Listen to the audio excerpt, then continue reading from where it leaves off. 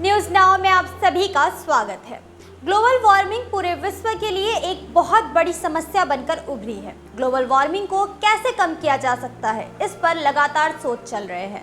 वैज्ञानिकों के मुताबिक 2050 तक ग्लोबल वार्मिंग की दर आधी हो सकती है, लेकिन सिर्फ कार्बन डाइऑक्साइड पर नियंत्रण पा लेने से ही ग्लोबल वार्मिंग पर कंट्रोल करना संभव नहीं है।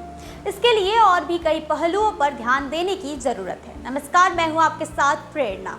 वर्तमान में ग्लोबल वार्मिंग पर रोकथाम के लिए कार्बन डाइऑक्साइड को जिम्मेदार माना जाता है।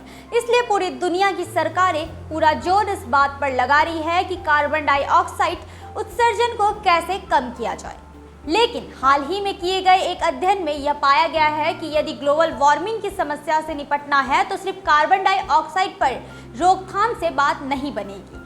इस अध्ययन में कहा गया है कि यदि कार्बन डाइऑक्साइड के साथ ही मीथेन और जलवायु को प्रदूषित करने वाले अन्य कारणों के रोकथाम पर भी काम किया जाए तो 2050 तक ग्लोबल वार्मिंग की दर को आधा किया जा सकता है और दुनिया को इस समस्या से लड़ने का मौका मिल सकता है। Proceedings of national academy of sciences में दिखाई देने वाले अध्ययन से पता चला है कि तापमान को 2 डिग्री सेल्सियस से बढ़ने से रोकने के लिए सिर्फ कार्बन डाइऑक्साइड को नियंत्रण में लाना ही पर्याप्त नहीं है। इसमें कहा गया है कि निकट भविष्य में ग्लोबल वार्मिंग को कम करने, लगातार बढ़ती गर्मी, सूखा, सुपरस्टॉर्म, आग और अल्पकालिक जलवायु प्रदूषकों को भी कम करने की जरूरत है। ड्यूक विश्वविद्यालय में पृथ्वी विज्ञान के प्रोफेसर डुसिंदेल ने कहा, हमारे जलवायु परिवर्तन के दीर्घकालीन लक्ष्यों में कार्बन डाइऑक्साइड को कम करना महत्वपूर्ण है, लेकिन सिर्फ यही काफी नहीं है। हमारे अध्ययन ने दिखाया है कि methane, nitrous oxide, black carbon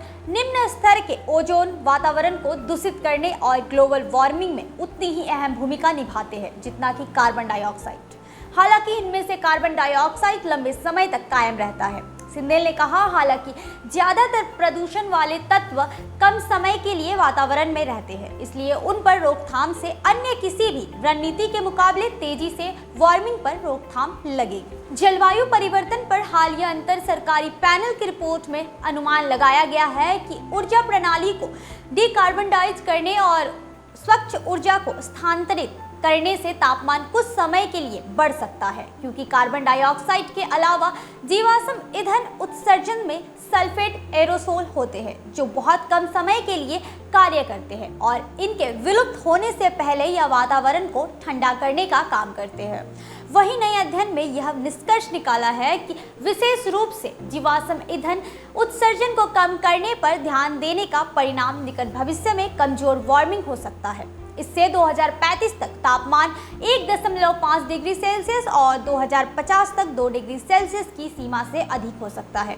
वहीं अध्ययन में यह भी कहा गया है कि यदि कार्बन डाइऑक्साइड के अलावा वायु को प्रदूषित करने वाले अन्य कारकों पर भी एक साथ रोकथाम के पर्याप्त उपाय करने से 1.5 डिग्री सेल्सियस के निशान से नीचे रहने की संभावनाओं में सुधार हो सकता है।